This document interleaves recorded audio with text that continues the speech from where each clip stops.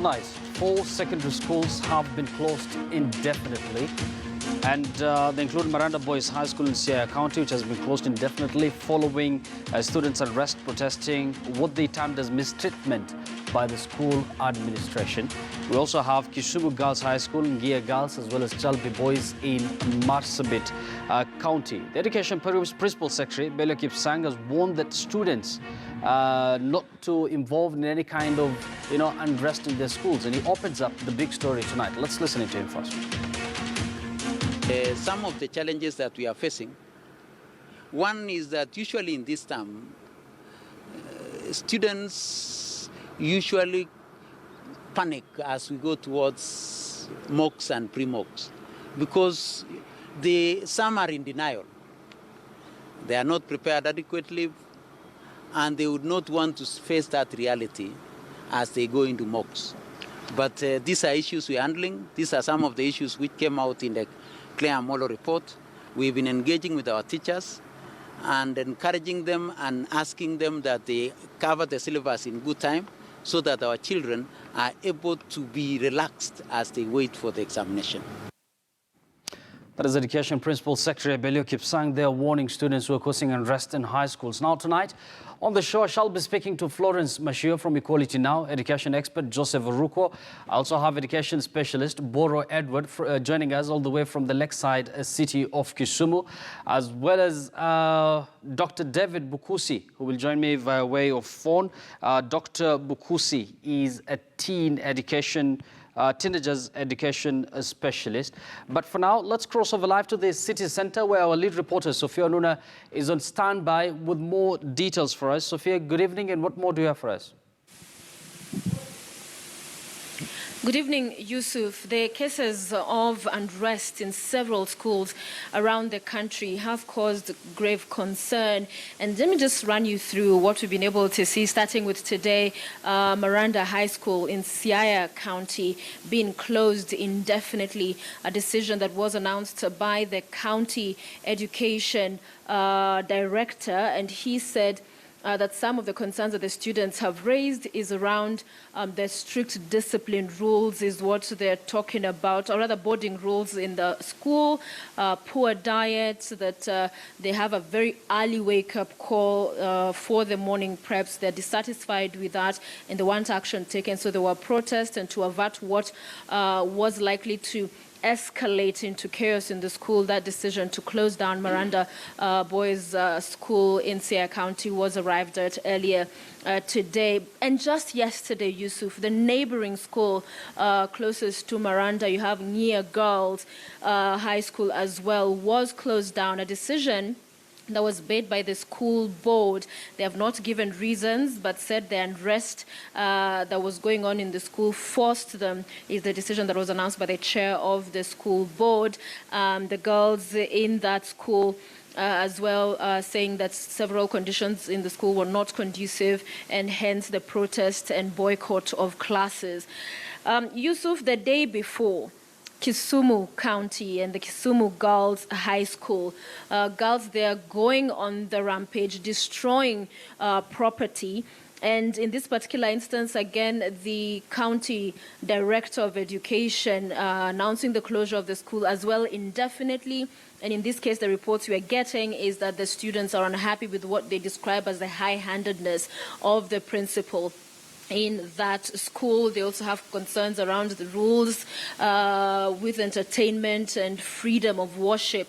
So investigations in that particular instance as well to be conducted. On that same day, the 2nd of July, on the other side of the country in Marsabit County, Chalbi Boys High School, an incident there witnessed where students attacked 6 non-locals, and so serious was the assault that 2 of them have been admitted since the Marsabit Referral Hospital. And earlier today we saw the PS Education Belio Kipsang referring to that incident and saying those found guilty will not be treated as students. They will be treated as individuals engaged in crime, and so it will be handled as such. Then there was the 12th of June in Narok County. You have the Maasai Girls School. Again, that school has been indefinitely closed. This is just last month. In that instance, the girls were accusing one of the teachers there of demanding sexual favors from their colleagues, wanting him to be dismissed. In fact, on the day the school was closed, some of the parents storming the school at 6 a.m. saying learning would not continue. They were going to take their girls away until this matter was dealt with. So again, on that matter, the school closed. And then there's the 4th of June in Sambweni Secondary School in Kwale County. The school was closed for 1 week. And this is because you had the administrators had found kerosene as well as paraffin in some of the dormitories, so they suspected a case of arson had been planned. So these numerous issues you're seeing develop in just that short span, all those schools closed, and it reminds many of the 120 cases. At the time, they were largely arson, 2015, and there was a probe that was done, a report was released, and many of these reasons, and some of it was touched on by the PS Education earlier today, is the exams that some of these students will act out in this way because of examinations. But as you've heard in some of the schools I've cited and the closure, the reasons are different. But the cases of unrest we see every so often around schools have been attributed to management in schools, the examination question, and some of the changes we've seen since these incidences have been recorded is that head teachers are not allowed to stay at one station for more than 7 years. They're automatically transferred, and that a head teacher should not come from the school in which they are administering or heading, if you like. So will there be more changes? Will there be more rules put in place? We'll wait to see. But remember, CS Samina Mohammed just recently announcing that those visiting days in schools have all been cancelled. This was also a move that had been put out by then CS Matiang'i, saying the students needed to focus. But let's get more perspective from a man who is well versed with matters education, and he has seen all of these events unfold in the recent past that we have with us tonight. For example, you realize the issues which have been raised so far among the schools which have gone on rampage is about rights. One of them is that many schools this term have not received sufficient funding from the Ministry of Education. In fact, the amount that they have received is less than the 50%, which is so far supposed to have been disbursed this year. And that one is a cause of worry, because if you receive funding for only 40% of the students, what do you expect, especially if the students are complaining about that they lack food and so on? Quite a number of these institutions do not have sufficient funding to run the school. Yes. But something which you have mentioned, which is a cause of worry, is the element of insecurity in schools, especially in other parts of Kenya, which we have already talked about on a serious note. We cannot say that students are now criminals. They are criminals because they are coming from backgrounds where their parents or their stakeholders around such schools do not want to subscribe to making schools run, especially with those regions which are starved of personnel from those regions. Yes. Yes. So with due respect, you cannot absolve students who have in and of themselves committed the act of crime, and that's the point the PS was trying to make. But students are students. You cannot say that they are not going to be treated as students.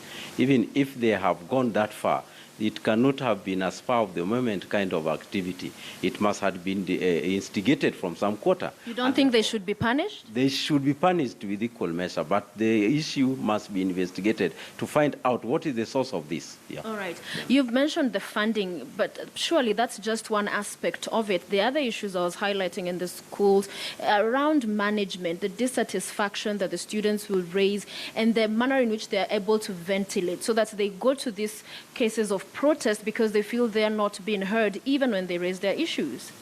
I may not talk much on the issue of mismanagement, because if there are actually mismanagement, these are heads who have come from other institutions where they are managed well.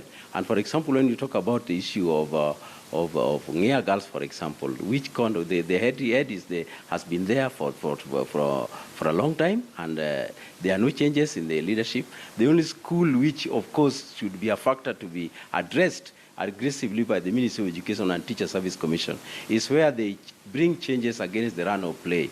If there were no mismanagement at Kisumu Girls, why did they have to make changes so that at least there is a shock in this kind of arrangement? But there is something which is also true, that as much as we want to say that heads who have stayed longer in institutions should not be allowed to continue, if the issue should be the benchmark of performance. In the case of a case where the students prefer to have specific managers of schools, I don't think that is neither here nor there. But you can also not say longevity in an institution is what perhaps would mean that these people are good managers. Hence that 7-year sort of like benchmark to say that you're here for this period of time, you can go do these good things elsewhere and have that rotation. I don't think we are trying to address the matters of policy in the correct forum. For example, we have so many heads who have stayed longer in their institutions and they have not been interfered with. But in cases they have interfered with these heads, we find that there is a change of leadership in a school is likely to rub others the wrong way. For example, this policy of delocalization, as much as it is well intended, it has not been properly accepted in institutions where these changes have occurred. And it's not so been that is the issue. And therefore, if it is properly addressed, I don't think we will have issues emanating from that quarter. But isn't the problem, isn't the issue around acceptance? The schools must also not sacrifice discipline because the students want laissez-faire kind of environment. A school program must run within the presence of specific regulations. And therefore, we cannot, at this moment, say that teachers are high-handed. If the school has a program and it starts at 6, it must start at 6. When you defend or argue that delocalization perhaps is not very well informed, it was to cure that. When you see students or parents demanding the one certain people, why should they demand that? Isn't what they should be questioning the manner in which the school is being run, not the person? I don't think you are quoting rightly what I've said about delocalization. What is happening is that if the environments where these teachers have been posted to do not accept, that is a reality. That is a reality. Why are they refusing to accept? That is a reality which should be investigated, and the policy shift which has caused this must be investigated. Why it had to come at this particular time? Because a change in administration is likely to cause ripples in administration. And in fact, a school, learning environment is not like constructing a road. But even constructing a road requires that you have to do proper survey in that environment. So you think teachers should stay in one location for long? I am not saying teachers should stay in one location for long. But at least when teachers are being transferred, proper investigation should be done and the right personnel be posted in those environments. And the Ministry of Education and the teachers' employers, I imagine, would want to ensure they're doing the best in as far as that is concerned. But let's speak about the probes. We've seen the Ministry of Education time and again when there are cases of unrest, commission for investigations, reports are submitted. Largely, they repeat the same recommendations. So clearly there's something we're missing if we still see the same repeat. It is true we are missing something because we don't have people who are up to the task in running the education in this country. For example, you realize that now, if you ask me whether the current cabinet secretary is up to the task, she has slept on the job because look at what she did when she went to Moi Nairobi Girls, saying that we need a DNA test in this regard. It has now been proved that the issue was beyond. It was the issue of cartels who are running, who want to run business with schools. It has been proved by who? We have found out because the DNA result has not been released. The investigation about what took place at Hold on, sir. Has not been released. Allow me to interject because it is premature. We have done our own investigation because I am aware of that. we have got interest in the school. The teachers who teach there are our members, and therefore we must also be part and parcel of the solution. But, sir, isn't it premature? Number one, it was allegations of rape. So that shouldn't you wait for DNA results to come out before you say now you have found their interest based on what? And number two, in releasing, let me finish my question, sir. Let me finish my question. I want to categorically say that the theory of rape was also premature. The girl claimed she was raped. Why do you rely on a claim of a girl when you don't rely on the evidence adduced by the security of the school? When the CCTV was not interfered with, why can't we have that one revealed so that we know very well that somebody was after the life of the head of the school, and that one is a fact.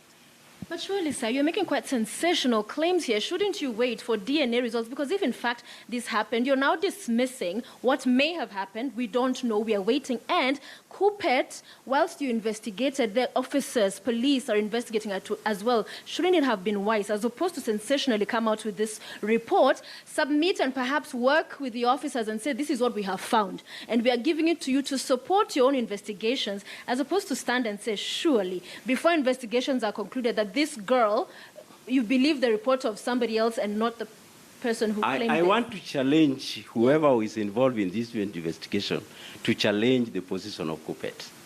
That is one. Two, I want also to challenge the Cabinet Secretary to come out clearly on whether she's aware that it is the issue of cartels which has brought the issue of the rape at Moi Nairobi Girls. Which cartels, and what is the aim of these cartels? Because you're politicizing this, making it about a person and an effort to remove them from office. I am not making any effort, but I'm saying that if they are up to the task for which they are created to perform, let them come out very clearly to tell Kenyans that it is truly rape which caused the problem at Moi Nairobi. Some would argue you sound like you're defending a cartel to speak like this without waiting for evidence. Why not? If perhaps you were saying this after the official report, investigations had been concluded, it would be one thing. But to come out early on and want to paint a picture of a narrative, it may turn out to be true, it may turn out not to. But why the hurry and talk about cartels? Because this country is being run by cartels, and because somebody has lost a job.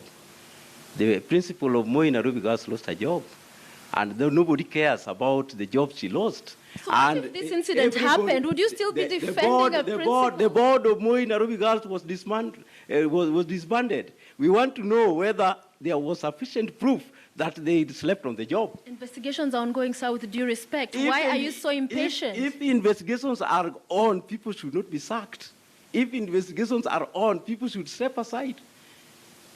That is the position. You have made your point. I thank you so much for your time this evening.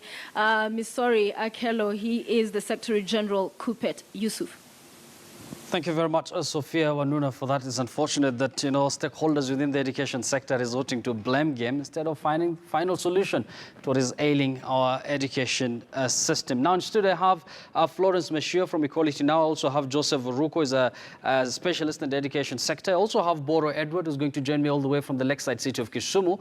And joining me via way of phone shortly is Dr. David Mukusi, who is a teen education expert. Good evening, ladies and gentlemen, and welcome to the program. And Florence, let me begin with you. You've heard there sentiments by Akelo Misori, one of the stakeholders, of course, in the education sector of this country. When you see leaders resorting to blame game, blaming cartels without necessarily mention anybody's name in this kind of an incident, what does that say about the education in this country? It's very unfortunate, but I don't expect less from a union because they know their bread and butter are teachers. But it's very unfortunate when adults decide to do blame games on the lives of our children, especially just bringing on that sensational accusation around the rape that occurred at Nairobi Girls while investigation is going on. Mm-hmm. And he does not even look at the fact that this could weigh a lot in continuing the sound of silence around such violations that may occur in schools. So that was quite unfortunate. Mm-hmm. I didn't expect that from a person who happens to think that they have the interest of the education system at hand. Yes. And let me engage James. I think he has been very active when it comes to the incident that took place in the Moi Girls High School in Nairobi. Now, James, as much as you're going to get into this conversation, perhaps can you react to what Akelo Misori had just said? And don't you think, people in the education sector should at least wait for investigation to be concluded before making sentiments? Thank you. I'm Joseph, not James. James, sorry for that. Yeah, I'm Joseph. I think it's unfortunate when we bring activism into the education sector, and I think, as my sister stated, Akelo Misori should revisit his thought pattern when it comes to issues children. When things like what is going on, has gone on in Moi Nairobi Girls, is still something under investigation, and I think we want him to desist from talking about those kind of things. But we think that we need to treat the people managing our schools also with regard. We do not need to mistreat them. They've been with our kids, and they don't work alone. In those schools, we have board of management. In those schools, we have PTA members. In those schools, there are teachers. So it's a team thing. And it's unfortunate when somebody from the union raises a voice as if the school is being run by the principal alone. I think that should change. Yes, let me bring Boro into this conversation. And Boro, can you perhaps, of course, you're going to react to that sentiment made by Akelo Misori a while ago, but it seems if you look at the whole picture when it comes to girls' schools, we're seeing time and again that male teachers are no longer at ease, teaching in these schools. And what do you think should be done moving forward? Thank you very much. In reaction to what you've just said, the bottom line should be we should focus on the best interest of the child whenever issues of defilement come into play. And I think for me, the most critical issue is that as a result of a lot of campaigns and quite a number of policy advocacy around the rights of children and the policies we have in place, including the 2010 Constitution, which is a very progressive one, empowers the children. So when you say male teachers are not at ease in secondary schools, I beg to disagree, because the issue revolves around empowerment. That at the moment we have institutions where young people understand and recognize their rights, and whenever such are violated, they come up to speak for themselves. Well said, Boro, for that. And let me engage Florence now. Florence, let's talk about the general security in our schools. You've seen the 4 incidences in various schools, that is Maranda, Kisumu Girls and Gia Girls, as well as Chalbi Boys, schools that have been closed indefinitely. And back in 2016, a total of 483 cases, I'm sure you remember that, of schools unrest were reported. 239 dormitories were destroyed. Of course, losses running into millions of shillings. This, to me, looks like some sort of a deja vu moment. Where have we gone wrong? Or where have, people in the education sector gone wrong? We have refused to listen to our children. Like my brother in Kisumu has just said, children are now empowered. They know they can speak out.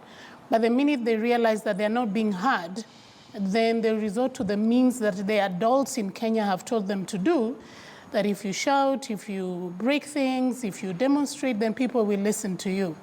And one of the things at Equality Now that we discovered is that when we create safe spaces for children to speak out, and when I say children, anybody below 18, when we create spaces for them to speak out in our institutions, whether it's primary school or high schools, we'll be able to stem some of this unrest. I think when we have a space where a child knows, I will not be victimized when I say this or I say the other, beyond the issue of defilement, sexual harassment, things like drug abuse, things like the particular teacher is doing this or not doing this, will be taken care of. We'll be able to get statistics, we'll be able to get facts that then help us run our schools. Right now, we are running our schools with no guidance from picking out or communicating with our children and wondering and understanding where they're coming from with the issues they are raising. If you look at Nia girls, they were talking about the boarding master. And the head teacher was clear and said they raised this issue, and then I told them I will address it, and then they started celebrating and everybody else got it wrong. But the point is, by the time they were demanding this, if there was a space for these children to speak beforehand, then this issue, the Board of Management or anybody else, they would have addressed this in time. But now we are seeing a situation where a school has been closed indefinitely, yet the mocks are around the corner. And I think it's just, for me, it's an aspect of not listening to children. Yes. And not making decisions based on informed listening, if I may call it that way. Yes, Florence, we're going to talk about matters examination shortly. Of course, the Principal Secretary in the Education Ministry is on record having blamed, exams. Actually, not blaming, he cited that exams being one of the reasons why we're seeing students being on rampage. Now, Joseph, you've had Florence's point of view there. Don't you think that principals should at least engage students? Are you from that kind of school of thought? Yes, Florence is very right. I work with young people, and one of the things that is very different from the generation that was and the current generation is that this generation is not the generation that can be guided by threats. They are a bit carefree. They are not the people that you will tell, I'll do this, and then you'll follow the line. And so dialogue becomes the way with these students. And anybody parenting, I have a young adult, about 21 right now. If we are parenting that kind of child, you are a person who will always sit round the table. It's not the kind of days when I was 21 and my mom would still shout at me and I would follow. So I think the leadership of schools need to change their styles of doing things. And one of the unfortunate things that happens in our schools is that a greater time of the principals, they are not in schools. Most of the time when you go to schools, you don't find the principals. So most of these things sometimes get to them rather late. And so it's always firefighting. And I think that's one thing that needs to be looked at. How much time does a principal have in school? What does she or he delegate, and what does she do by herself or he? So I think there's a lot of sometimes things that happen that finds these people unawareness. So by the time you are being told a matron is misbehaving, it's finding you into the middle of the term. And this is second term. This matron did not just start misbehaving yesterday, if you're mentioning a matron. So I think we need to check on such like things. There was a mention of things like food not being good. At which point do you discover that food is not good? Because if you're not in, you'll never know food is not good. If you're not in, you'll not know that the kind of product that is being supplied by suppliers is maybe rotten maize or rotten beans. So you just find the kids on the street of the school throwing stuff. However, I also want to caution that it's not justified for kids to break these things. Because when you break things in schools, and this is a warning to us parents, my child should not be breaking things in school, because when they break, these things come back to me as a parent to pay. Some of those parents in those schools are not even able to pay school fee properly. And so Joseph, we're going to talk about discipline shortly, and we're still looking for Dr. David, who is a teen education expert, is going to tell us more. And the question is, what makes students hostile to teachers? Because we've been talking about safety of students in school, but now there's a different conversation altogether. People are talking about safety of teachers in school, following that incident that happened in Marsabit County in Chalbi High School, where 6 teachers were attacked by students there. Of course, we'll continue this conversation right here on The Big Story. We're taking a very short break. We'll be right back. Stay with us.